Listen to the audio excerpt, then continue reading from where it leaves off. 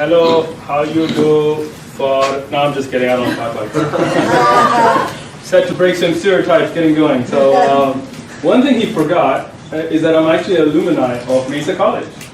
Actually, I think I've taken your class, but I'm not going to read from a prompt like him. I learned something.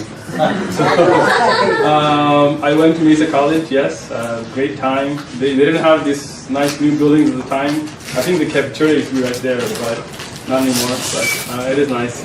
I wanted to start out first to mention that we begin everything with praising Allah. Alhamdulillah Rabbil Alameen wa salatu wassalamu ala ashrafil mursaleen wa ala alihi wa sahbihi ajma'in amma ba'd. Because humans, we're all in need of help from our Creator to understand, to live, to do. Otherwise, many people, they make an attempt, they attempt something, but to get it to be accomplished is with divine help. So we hope that Allah guides all of us to build bridges tonight. We're not here to try to push any views out down anybody's throat, but to open up communication. So when we have question answer, I'm going to ask you questions first. So you can ask me all the questions you like and don't feel shy. So when we talk about hijab, nowadays we discuss this as a Muslim issue. Like we talk about it, Islamic women wearing hijab or Muslim women wearing hijab in the Islamic religion. But I wanted to point out to begin with that it's not just a Muslim issue. Hijab is found in every one of the major religions. If you look at the pictures I have here, you will find people representing different faiths. And it may even be difficult for you to know who represents what faith. And that's why we're going to begin with a game. Isn't that cool? I wish all your classes started like that, right? And there are prizes. And if you get it wrong, I won't even take points away. I'm an easy teacher. So we're going to guess people's religion. All right? This is my turn to ask you questions. Everybody awake? No sleeping in my class, all right? So, everybody awake? You good? All right, just making sure. So I'm going to ask you to guess the religion of the lady that's on your right. And if you get this wrong, I'm going to be pretty disappointed in not you two, because you're my kids and you've seen this before. We're going to be fair. Anybody with a guess of the religion of the lady in the white? Oh, come on. Catholic. Yeah, raise your hand. What kind of a professor? Here, take the prize. I was going to say Catholic. You were going to say it, but she said it first. And she's a professor, so... That is correct. That is Mother Teresa. She is Catholic. Oh, cool, man. I gave away the answer. Alright, since I gave away the answer, that's going to be pretty easy. The lady in the middle. I clicked on it. Go ahead.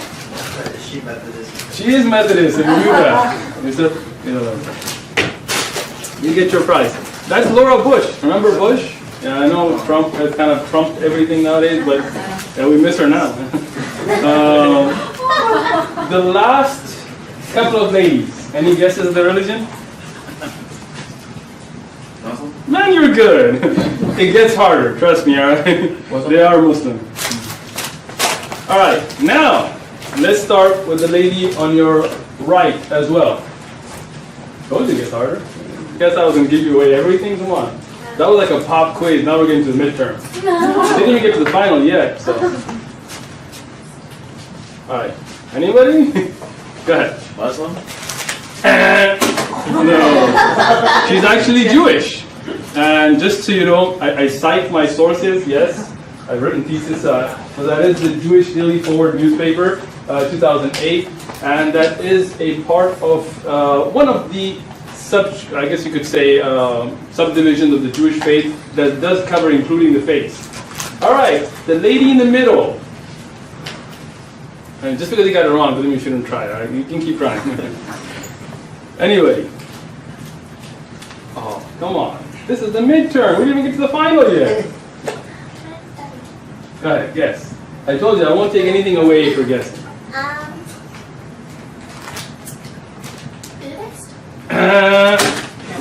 Seriously? Come on. I'm just kidding. She's also Jewish. Yeah, I gotta make sure you guys stay on your feet, man. Alright, the last lady in the blue. Osama. Jewish? Muslim! Oh, man. Oh, sorry. So just because you get something right once doesn't mean you keep hitting it, right? You know, when I was in college, they said just go with C. It doesn't work, trust me, I tried it. Anyway, So no, that lady was Muslim, and this is an educational opportunity for us to understand that hijab is not just a Muslim thing, because as Muslims we believe that all the religions, the major religions like Judaism, Islam, Christianity, these were all from the same source, and the same God, same Allah, the same Creator. He sent down the revelations to Moses, to Jesus, and to the Prophet Muhammad, peace be upon all of them. And that's why there are many things that are still together in these faiths. Now, whether somebody practices it or not, that's a different issue.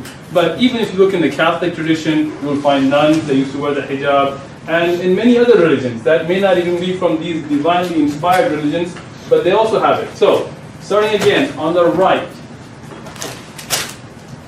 I got prizes that want to get given away. Osama, try it again. You raise your hand. Oh, you want the middle, all right. She is Amish. Yusuf, take the prize. Good job. That is the Amish faith. And you will find in many of the Christian faiths, and also in the Catholic faiths, you will find the concept of hijab. The lady in the middle that Osama wanted to get. Yes. Not. She is Sikh. And yes, that's a different religion. She is Sikh, and I've given her introduction as well, so you can look her up. The covering of the head and that form of hijab is found in the Sikh traditions as well. Also the loose and modest dress for women. The last lady in the blue. Osama. Good job, you finally got one. I got it. You can play baseball too. There you go. That's a Hindu lady, and she also has the hijab. So when we look at the hijab, you find it in the earlier books, as I mentioned, in the Bible. You will find it in the Jewish traditions. You will find it even in many other religions, as we've already gone through. But the attitude is somewhat different. So I will quote from you from the Bible itself, and I've given the references. And whoever wants a copy of the PowerPoint, you can have it. It's not copyrighted or anything. So you find in the Bible that, but if a woman dishonors her head, if she prays or prophesies without a covering on her head, for this is the same as shaving her head. Right. Yes, if she refuses to wear a head covering, she should cut off all her hair. So, according to the Bible, and I'm not a biblical expert, I'm giving you the reference, you can look it up. If a woman doesn't cover her head, during the time that she's supposed to, she should have her head all shaved off. But since this is shameful for a woman to have her hair cut or shaved or her head shaved, she should wear a covering. This is the New Living Translation, Corinthians 11, paragraph 5, line 6. So, you do find in the Bible the order for women to cover their head, especially while praying or prophesying. Whether Christian women follow that tradition today or not, it is up to them. I'm not here to judge or discuss that. But the concept of hijab, of loose clothing, of covering, of modesty, is definitely there in the Bible. Even though the point here is very different, and we'll discuss that then in Islam. But if you look at the earlier paintings of Mary or early Christian women, or even after that, like I said, if you look at Catholic nuns, you would always find them wearing loose clothing and a covering. If we look in Judaism, Rabbi Meir Schindler writes in the Halacha, which is the Jewish law, married women should cover their hair, and he's written a book, excellent book, you can get it online. It's called The Obligation of Married Women to Cover Their Hair, and he discusses the rules in Judaism according to him. And again, I'm not an expert in Judaism, I'm just quoting what certain scholars of the Jewish faith have put forward, and many of the Jewish traditions do follow, which is that they should wear a pullover blouse, a collar should be higher than that crew of the neck, and not only that, but it has to be a button skirt. They cannot wear pants. The skirts have to cover the ankles and all around, the legs, the sleeves have to cover the wrist. The hair must be completely covered, not a single hair may be visible, as you can see. And all the clothes must be neutral colored. A woman must dress in the laws that are laid out here, even when she's home alone or privately with her husband, or while asleep. Now this is very different from the Islamic faith, because in Islamic faith, the concept of hijab is only when you're outside where people could look at you with indecent thoughts or ideas or means of harm. When you're at home with your family, with your husband, your children, your brothers, you don't have to wear the hijab. You can wear any kind of home clothing that you like to wear. So So this is very different, but according to the Jewish faith and according to the rabbi here, that a woman has to dress with that head covering, with that loose clothing, no pants, even when at home alone with her husband. When we find the hijab in the Quran, in the Islamic sense, we want to go back to the Quran itself. Many people, they have this idea of, oh, women are oppressed by wearing hijab, but that's not the point of hijab in the Quran. And I'm giving you the references. So you can go back and get a Quran. If you don't have one, we'll give you one, or you can Google it. It's the Quran 33, this is the chapter, and 59 is the verse. When Allah subhanahu wa ta'ala here orders that it is better for the woman to cover. And why? Not just for the women, but the wives of the prophets, their daughters, and the women of the believers, I mean those that are Muslims, so that they be known as honorable women, and they not be annoyed, they're not molested, they're not harmed. And this is the point of hijab in Islam, is to honor a woman, not to disgrace or oppress a woman. It is to show that she's an honorable woman. And I want to talk about that. When we go out in society nowadays, and you see somebody, what is the first thing you judge them on? Let's be honest. This is a college class, right? What? Appearance, right? That's the first thing you judge on. And most men, and whether you want to admit to it or not, it's up to you guys, fellas, but most men will judge a woman on her body, on the shape of her body, on her makeup, and that's why all this marketing goes into trying to get women to fit a certain style of look, a certain body shape, even though we're all different. And why does a person have to be judged on the curves of their body? Why not on the intellect that they bring forward? So when you see a Muslim woman covered, when you see a Muslim woman where you can't tell what size, whether they're 36C or B or D, when you are forced to now listen to what she's saying and respect her for her mind, for her thoughts, for her intelligence, this is the honor that the hijab brings to women. When we look at the next verse that I have here, Quran chapter 24, verse 31, here it also tells you that this is something that they do except with their husbands, their fathers, their husbands' fathers, their sons, their husbands' sons, their brothers. And what's it telling you? That hijab is something for the outside. When you're at home with people who respect you, who will honor you, who are not there to be judgmental of you, your own family, those who will not mean you harm, then you don't have to wear the hijab. But when you go out and there are people that you don't know, there are creeps, there are molesters, there are rapists, there's all kinds of people out there in the world. And I'm not saying that it's a woman's fault, but we live in a world. I mean, if I was to ask you, let's ask somebody. Gentleman in the blue, is that a sweater? I guess we'll call it a sweater, right? Yeah. Yes, you. So, you have money? On me, No? Damn, you're a broke student. Alright, let's say you had money on, right? Let's say you had $1,000 in your, 10,000? Are we ballering? Let's go 10,000, alright? He's a baller, right? He's got a fast car, he's got $10,000 in your pocket. Would you just leave it outside? No. Why not? Why do you want to oppress that money by covering it up in your wallet and stuffing it in your pocket? Why not just leave it out? So it doesn't get taken. But it's not the money's fault. Why should somebody steal the money? It's the thief's fault. So why are you punishing the money? You're an oppressor. You're a fundamentalist. That money needs to be liberated from your pocket into mine. So, yes. Is it like, can we comment and stuff, or is it like? Well, I was going to say the question on for the end, but if you want to. All right. So here the point is, we live in a certain type of a world where things are the way they are. And you have to learn to live in that world. In a perfect world, I should be able to drop 10,000 outside, and because everybody's honest and everybody's good, nobody would touch it. And I would go and get from it whenever I want it. Why? Because it's wrong to steal.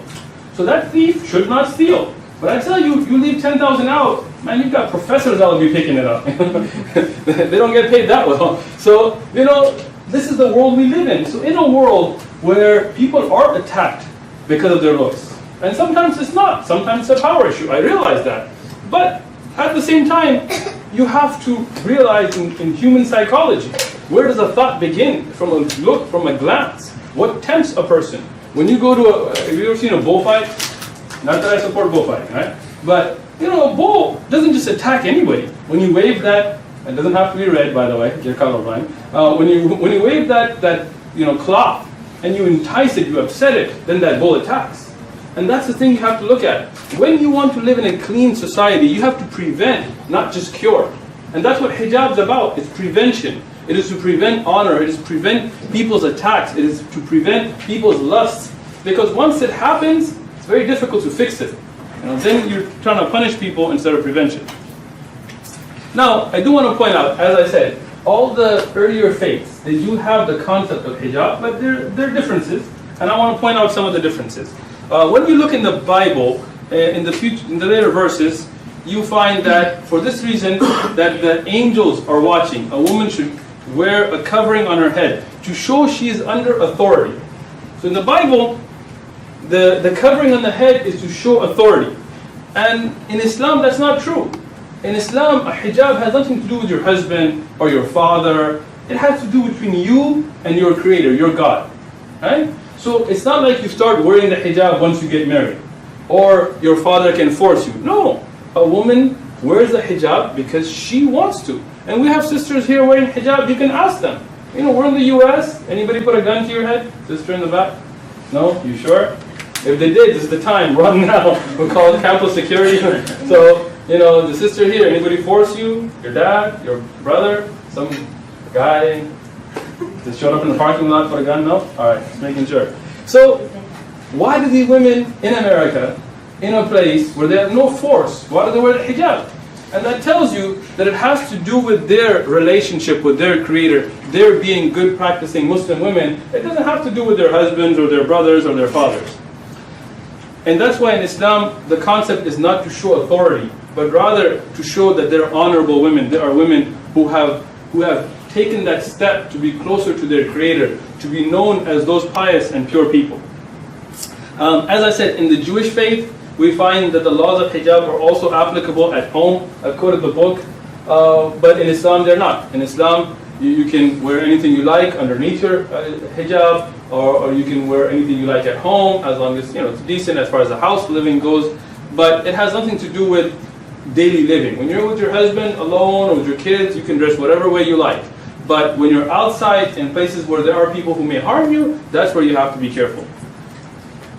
Now, when we talk about hijab, we want to talk about it with the right to choose hijab. Because in Islam, if you do something out of force, like if I put a gun to that brother there, Abdurrahim's head, and I tell him pray. Now, he may pray because he fears the gun, but that's not a prayer. Because the Prophet, peace be upon him, told us, إِنَّمَا الْأَعْمَالُ بِالنِّيَّاتِ. Every deed is based upon the intention. So if somebody wears a hijab just because their dad's forcing them, just because their husband's telling them, or for society, like you see some people in other countries, they wear hijab. When they come to the US, the airplane is the place to take it off. Then they weren't wearing hijab correctly to begin with. Because when you do it, it's your choice. And that's why we say nobody should be forced at gunpoint or by fathers. Rather, people should have that choice. And people talk about this. Like people talk about women being oppressed, being made to wear hijab. Even though that's probably not reality, but people do. I mean, Fox Media, they go with it, right? But nobody talks about the right of those women who are fighting to wear hijab, and governments are not allowing them to wear hijab. Look at France. In a country that's supposed to be liberal, supposed to be very modern, progressive, you are banning women from an education if they want to choose to wear hijab. You're banning them from coming into government offices. If she wants to wear niqab, she can't even walk on the street with it. Why? It's her choice. If somebody's walking around in a G-string and you don't mind, and in France it's a lot worse than that, why is it that somebody can't wear a loose clothing and walk around? It's their right. If you want to talk about religious freedoms, why is it that when it comes to Muslims, the same standards don't apply? And you, as a society, are going to have to make a decision. What are you going to do? This is the time. You ever think about like people in the time of Hitler? How come they didn't stand up to Hitler when he was committing those horrible crimes? Ever think about it? No? Not really? You did? I told you, no sleeping in my class. Alright? So, you ever think about it, Mukaro? Did? Alright, good. So, you wonder what happened to those voices of reason when some egomaniac takes over power in some strange way. And wants to bring some xenophobic, anti-immigrant, racist. So, what happens? You have those people that are the sheep. They just go with it. And they're guilty. You never think about the civil rights movement and those people that stood against racism, even they weren't African Americans, but they stood with Malcolm X or Martin Luther King for the rights of African Americans. And you always wonder, if I was in that time, would I be from those people? Well, this is the time. I mean, right now, we have elected officials who are talking about banning people because of their religion, or banning places of worship, or the idea of banning somebody from practicing their religion. So this is the time for people who are good people who have good values, to say no. If we talk about religious freedoms, it's got to be for every religion, not just one religion or two religions. And a woman should have that right, and that right is being taken away, not just in France, but in many countries. And there are politicians that are probably getting posts in governments past January that are going to try to bring the same agenda. So we have to say no. But now, why would somebody choose to wear the hijab? That's the question. Why would somebody choose that? And I encourage everybody here to speak to some of the Muslim sisters here. They can tell you better than me, because they chose it. But from an academic perspective, I want to give you an idea. Now this is a computer chip, and it seems kind of old because nowadays they're getting smaller and smaller. But if I was to give you one of these, and unless you're some kind of IT nerd, how would you know how to use it? Google it? Nah. You would want to see who created this chip, and they must have some kind of instructions. You would look up a manual, something that the creator of that chip put together and told you, hey, plug it here, use it this way, this kind of switch, this kind of a motherboard. Because that creator, whoever manufactured that motherboard, knows best how to use it. But I say to you, is that chip more complicated than the human? You know how many trillions of cells you have in your body? According to my science teacher when I was here, 100 trillion with a T. 100 trillion cells, and each one having a nucleus, each one running like an independent country with its own defenses, with its own regeneration, expiration time. It's an amazing thing. And you have 100 trillion of them. Imagine those same cells that become your skin are the same cells that become your heart, that become your ears. How do they know? So there is a creator, there is a designer. And if you don't believe that there is no creator, then I want to ask a question. Any atheists? Not gonna harm you, don't worry. No? No? Alright. Agnostics? Agnostics? Alright. So, now, if somebody was to say there is no God, but agnostics do believe there's a God, so I would ask them this question. That if I told you that this room wasn't built by anybody, like seriously, I'm asking you this question, that these chairs, this projector, or this screen, that projector, this table, these computers, that camera, those lights, everything here came about by itself. Over trillions of years, it evolved. It was first just sand, and then it just became chairs, and then it just became a projector, and it wrote Epson on itself, and those lights came out of nowhere, and those San Diego Mesa College signs, it just came by itself, nobody made it. Over trillions of years, first, it was a donkey. Then it became a room. Alright? Stay with me. Alright? Would you believe me? Anybody would believe me? I got a bridge to sell if you would believe me. Would anybody believe me? No.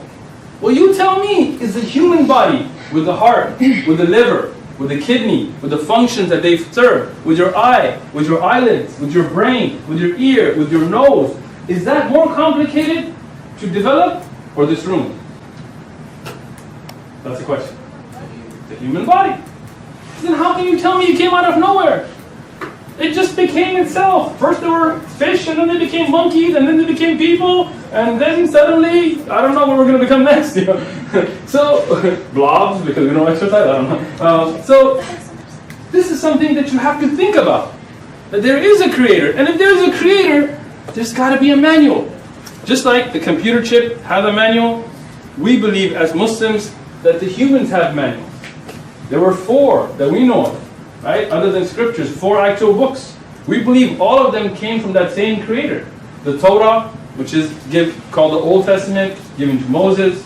The Zabur, the Psalms of David, given to David. The Injil, which is called the Bible, given to the Prophet Jesus, peace be upon all of them. And the final Testament, which is the Quran given to the Prophet Muhammad, peace be upon him. And if your Creator gives you a manual, then He knows best how to use it. And that's why if you look at all the religions, they all tell you, don't worship idols. Ever heard of the 10 Commandments? You have? Or you haven't? You have? You good? No sleeping, right? In the back? You good? You're taking notes? That's good. Yeah. So, ever heard of the 10 Commandments? You have? What's the first commandment? All of Sunday church and all that, you forgot already. Don't worship graven idols. Don't worship idols. That's the first commandment. And what do you see when you walk into most churches now? Huge statues, idols, crosses, saints, depending if Catholic or Protestant, but you see those idols. I've been through Mexico, I've been in South America, and they got idols of people they don't even know who it is. This is a saint. Who is it? I forgot, man. But he was a really holy guy. Like I believe he was, I guess. So this is the thing. All those religions have that same idea because they were all from the same creator. Now, we as Muslims believe that some of those texts have been tampered. And I mean, this is more a fact than a theory because, we can challenge anybody to find us a Bible today. They can carbon date to the time of Jesus. Ever seen an Aramaic Bible? I haven't even seen one. You look at Bible, it says King James Version. Well, who's King James? And why did he make his own version? You can Google King James. Probably know about him because you're a professor. He was called the Queen of England. And you can guess why. He was quite friendly with animals, and I don't want to talk about how. And he made your version of the Bible that you read today. You open it up, it says King James Version. Look up who King James was. And who was he? What was he known for? Historically, don't listen to any Muslims on it. Go look up Christian sources and look up his history. And tell me, why did he edit the Bible? Muslims, we have one Quran. And you can Google this. They have found papers for Surah Dawah, which is a chapter in the Quran, that are carbon dated to the lifetime of the Prophet. Actually, by scientists, not Muslims. And they tell you that every letter is the same as the Quran that we have, the Surah Dawah we have today. We have the original Qur'ans that were compiled during the time of the companion Uthman. In the first generation, we still have those. So if we ever have a disagreement, we can always go back to that. On top of that, we have people that have memorized the whole Qur'an. I got one in the back. Hamza. Sorry. He has memorized the whole Qur'an, cover to cover, back to back. Now imagine, he's sitting here, he's part of your community. Now tell me this. Which Christian has memorized the whole Bible? The Pope? Oh, come on, man. What else do you have to do? Wear red shoes. You're in the little box. Memorize the Bible at least. No. What's that? Jimmy Swaggart, all those people on TV, 700 Club. They're just good at wrapping up hate. Go study your Bible, memorize it. We have little kids, 7 years old, memorize the whole Quran. We have many in San Diego. We have thousands in America and millions across the world. And all Muslims have one Quran. It's not like a Shia Quran and a Sunni Quran and a this Quran. It's one Quran. We don't have like a Catholic Bible, a different amount of chapters, in the Protestant Bible, Book of Mormon. We don't have that.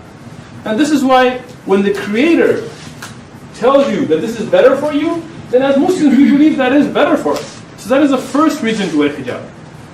Secondly, it is something that protects you. It protects your honor. It makes people have to pay attention to your intelligence. And that's when we look at anything that we find valuable, we protect it. We honor it. We don't put gold in Fort Knox because we hate gold. It's because it's valuable. Why do you put money in your wallet and protect it, that 10,000 you're walking around with as a baller? It's because you protect that money. It's valuable to you. You don't want it to be molested. You don't want it to be taken. You don't want it to be stolen. So this is not something about oppression. Rather, it has to do with value. Now the next question that comes is it practical? Can you live in a modern society, in a functioning 22nd century society, and wear the hijab? And I will say yes.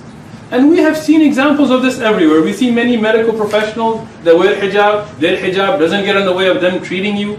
We find many police officers, law enforcement, not in America, but in other countries, that wear hijab. It doesn't get in the way of them being effective at their jobs. We find politicians, we find speakers, professors who wear the hijab. We find people who are public speakers that their job is to inform people and they wear hijab.